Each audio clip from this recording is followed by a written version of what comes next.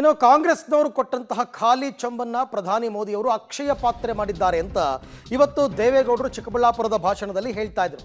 ಇದಕ್ಕೆ ಡಿ.ಕೆ. ಶಿವಕುಮಾರ್ ತಿರುಗೇಟು ಕೊಟ್ಟಿದ್ದಾರೆ.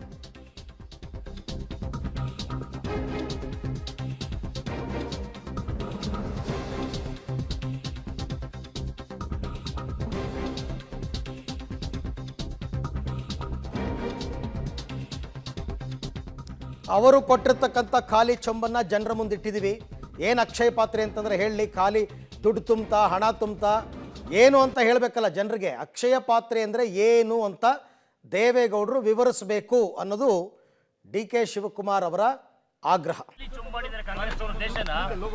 ನರೇಂದ್ರ ಮೋದಿ ಅವರು ಅಕ್ಷಯ ಪಾತ್ರೆ ಮಾಡಿದ್ದಾರೆ, ಅದೇ ಖಾಲಿ ಚೊಂಬನ್ನ ದೇವೇಗೌಡರು ಭಾಷಣ ಮಾಡಿದ್ದಾರೆ.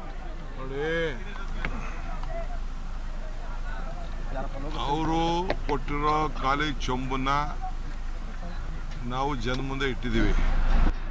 ಏನು ಅಕ್ಷಯ ಪಾತ್ರ ಅಂತ ಸ್ವಲ್ಪ ಬಿಡಿಸಿ ಹೇಳಲಿ. ಅವರು ಅಕ್ಷಯ ಪಾತ್ರ ಹೊಟ್ಟೆ ತುಂಬ್ತಾ ಜೋಬ್ ತುಂಬ್ತಾ ಅಂತ ಹೇಳಿ, ಖಾಲಿ ಜೋಬು, ಅರ್ಥ ಆಯ್ತಾ?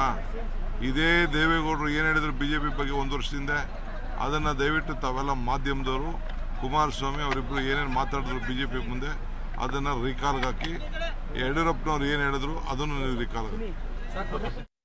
ಓಕೆ, ಈ ಮಾತಿನ ಸಮರ ಇಲ್ಲಿಗೆ ಮುಗಿಯಲ್ಲ. ಇವಾಗ ಇನ್ನೊಂದು ಸಮಾವೇಶಕ್ಕೆ ಮೋದಿಯವರು ಬರ್ತಾರೆ, ಇಲ್ಲೊಂದಷ್ಟು ಮಾತುಗಳಾಗ್ತವೆ, ಅದಕ್ಕೆ ಕಾಂಗ್ರೆಸ್ನವ್ರು ರಿಯಾಕ್ಟ್ ಕೊಡೋದು ಎಲ್ಲ ನಡೀತಾನೆ ಇರುತ್ತೆ.